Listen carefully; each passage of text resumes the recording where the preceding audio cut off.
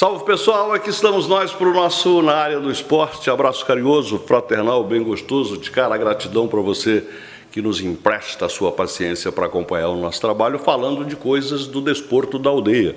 Nós estamos com o que tem de mais latente, o Campeonato Paranaense, que já teve o arbitral, teve reunião arbitral, as regras definidas, e a cidade de Canção, Maringá, pela segunda vez consecutiva, com dois representantes na elite, o Maringá Futebol Clube e o Galo Maringá, equipes que na temporada anterior ou na temporada atual, 2023, fizeram as chamadas campanhas razoáveis. No caso do Maringá Futebol Clube, chegou à condição de semifinalista, acabou eliminado pelo Atlético Paranaense, nada de novo, o Atlético Paranaense é o bicampeão sul-americano, foi em 2022 vice-campeão da Libertadores, é a equipe integrante da elite do futebol nacional, disputando o Campeonato Brasileiro, com perspectivas, inclusive, de uma vez mais conquistar a vaga para a Libertadores. Diante deste Atlético, o Maringá Futebol Clube foi eliminado nas semifinais, mas a participação foi considerada boa, como foi considerada boa também a sequência do time tricolor, capitaneado pelo Jorge Castilho, que foi à Copa do Brasil até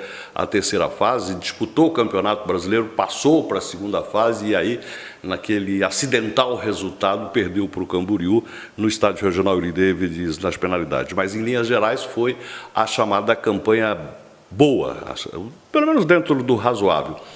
Isso faz com que o Maringá Futebol Clube, a manutenção do elenco, este elenco que fez esta temporada em 2023, na sua maioria foi mantido, com jogadores sob contrato, alguns emprestados, outros permaneceram, outros receberam um período de férias e voltam para revalidar seus contratos e continuar. Por conta disso, as novidades no Maringá Futebol Clube não são muitas em termos de contratação. Há uma cobra-se da diretoria que nomes sejam divulgados, mas a diretoria entende isso que estou dizendo, que já tem o seu elenco pronto, que o que vai precisar ao longo da competição é de reforços pontuais. E isto pode ser feito ao longo do desenvolvimento do próprio Campeonato Paranaense, que começa já no dia 17 de janeiro. O arbitral definiu isso.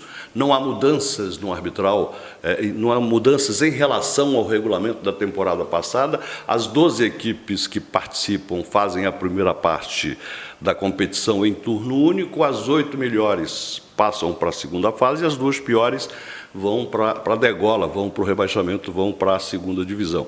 Nada de novo, algumas mudanças pontuais em relação a condições de gramado, enfim, premiações por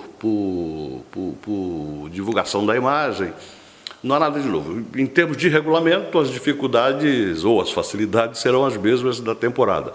O que o Maringá Futebol Clube e o Galo Maringá precisam passar da primeira fase, não é, entre os 8, a partir daí mata-matas e as equipes vão avançando ou vão ficando pelo caminho. Estas são as regras da competição. E as equipes seguem se preparando.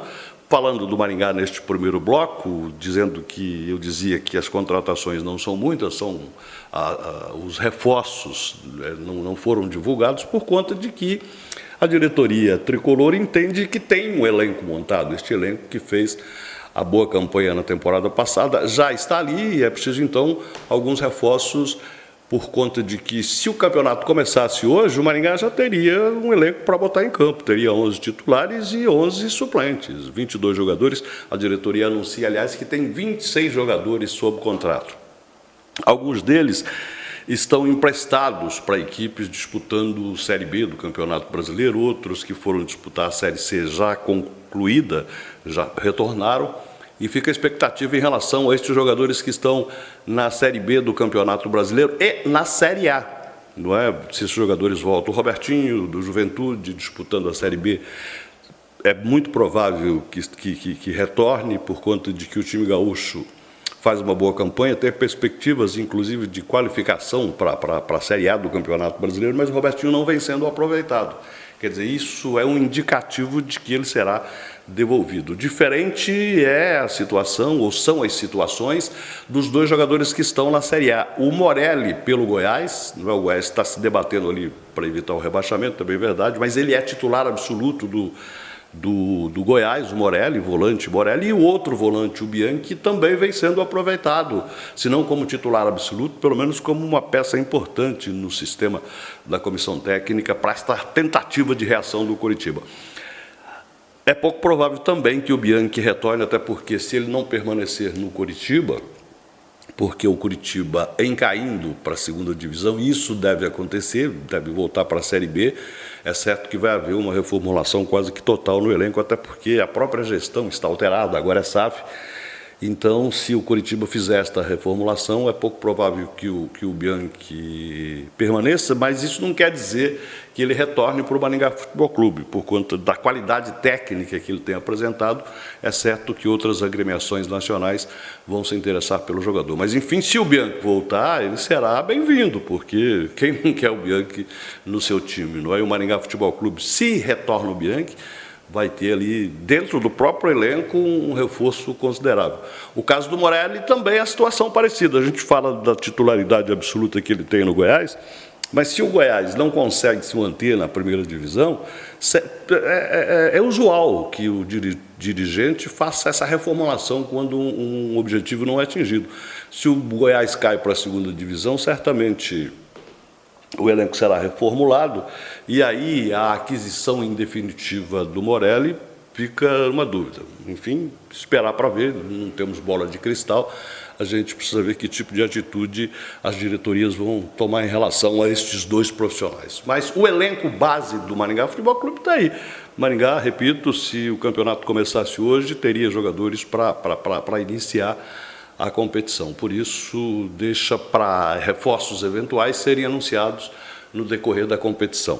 No caso do Galo Maringá, um pouco diferente. O Galo Maringá vai anunciando, não é? Jogadores que participaram quando o time atendia pela denominação de Aruco, nesta temporada de 2023, alguns estão voltando. E se estão voltando é porque tem a avaliação positiva da comissão técnica. O jogador que volta é porque, na sua passagem, deixou boa impressão. Então, o técnico Claudemir Sturion terá estes profissionais à sua disposição, já está trabalhando. O Maringá Futebol Clube fez a apresentação extraoficial dos jogadores do dia 8 de novembro, para este dia 15 previsto o início da movimentação no CT do clube, e aí a preparação mais efetiva. E as duas agremiações vão se encontrar no torneio amistoso, que há uma ideia de que esse torneio não é concluído, mas de que o troféu simbólico desta competição, deste torneio Paraná de Verão, tenha a denominação e a homenagem ao Juninho Palpite. Eu acho a ideia muito simpática e muito pertinente, por conta de que é um profissional de imprensa esportiva que perdemos recentemente, com tenra idade, faleceu com 45 anos, muito querido no meio esportivo, muito querido pelos clubes, inclusive, por conta de que era setorista quase que específico do Maringá Futebol Clube, mas também desfrutava de um bom relacionamento no Galo Maringá. Eu acho que como o Maringá Futebol Clube é o organizador desse torneio, nada melhor do que repassar esta homenagem ao Juninho Palpite, dando o nome do troféu, do troféu simbólico desta competição amistosa, de troféu Walter de Souza Júnior, nosso querido Juninho Palpite. A ideia certamente tem respaldo no Maringá Futebol Clube, por conta da relação que ele sempre teve com o clube tricolor do Maringá, por conta de que no meio do Alvinegro tem muitos amigos, e também do Cianorte, onde ele chegou a trabalhar, não é? Os amigos do Cianorte sabem disso. O Juninho Palpite militou na crônica esportiva de Cianorte, e a outra equipe que participa, o PSTC, certamente não se oporá, até porque é um convidado. Tomara que isso aconteça. Mas este campeonato tem início previsto ali para o início de dezembro, não é? Com jogos de ida e volta, e as equipes poderão aí sim apresentarem oficialmente seus elencos, e a gente vai ter condições de dimensionar a capacidade destas equipes para as disputas do Campeonato Paranaense de 2024. Duas equipes maringaenses representando a cidade de Canção. Oxalá elas atendam os objetivos, não é? As expectativas que têm seus torcedores. No caso do Maringá e do Galo, os mesmos objetivos. a conquista de passagem para as fases seguintes, para a garantia de vaga na Copa do Brasil e o direito de disputar o Campeonato Brasileiro da Série D.